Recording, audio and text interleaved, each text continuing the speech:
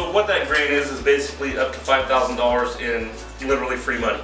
If you meet their guidelines, which all the information I'm going to use tonight is from last year's program because the details for this year haven't been released until about 2 weeks from today.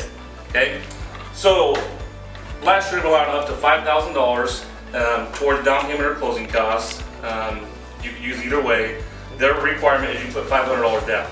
So basically when you put a house under contract, you're going to cut a check for $500. Their stipulations on that grant are you have to make, as of last year, $67,252 or less for household income. So if you met those guidelines last year, given a bunch of paperwork on our side, but there's $5,000 out there for you to use towards down payment on the home. We're also in the works of another program that has higher income levels up to $102,340. And that offers 5% down. So no matter what your price of your house is, they can give you 5% down towards down payment or closing costs on that as well. That's not something we have like for sure in concrete yet.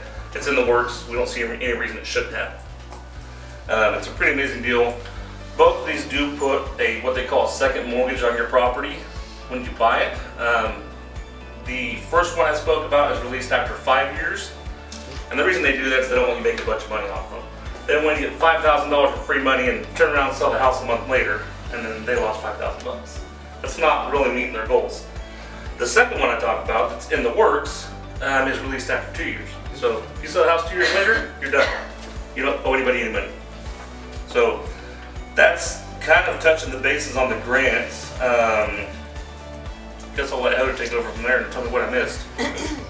I wanted to touch just a little bit without going into too much detail about some of the basic information that's going to be needed to help you prepare to get pre-qualified for a home loan. Minimum of a 620 credit score, and we'll talk more a little bit later about what things you can do if you're not quite there yet, need some credit help. Tax returns, pay stubs, bank statements, W-2s, so basically proof of income and asset information. So those are some of the basic information that anybody would need just to help you get prepared for qualifying. So when you're looking at purchasing your first home, one of the big questions is how much am I going to need for a down payment? Other ways to figure that out, but yeah, there's as little as 0% down, which is why we're trying to put this out there, because there are a lot of people that, even articles still, that say 20% down. The first time home buyers, you know, they want as minimal out of pocket as possible, and that's where we come in and we've got a lot of different options. We've got, like Oscar talked about, the USDA Rural Development Loan, which is property eligible. So like he said, anything outside the city limits, most of the surrounding small towns, South Hutch is included. So that's, and we can always, if you have properties that you're interested in and you want to see if that would qualify, that's definitely something we can look up for you. We also offer VA loans, which is another one that's 100% financing directed towards or geared towards our veterans. But every other loan product that we've got, 3 to 5% is really what you're looking at, depending on a lot of different factors that go into these things. Your credit, your debt to income ratios, different things like that will be factored in, but we will look at all that, and our job is to help find the best product that fits your circumstances.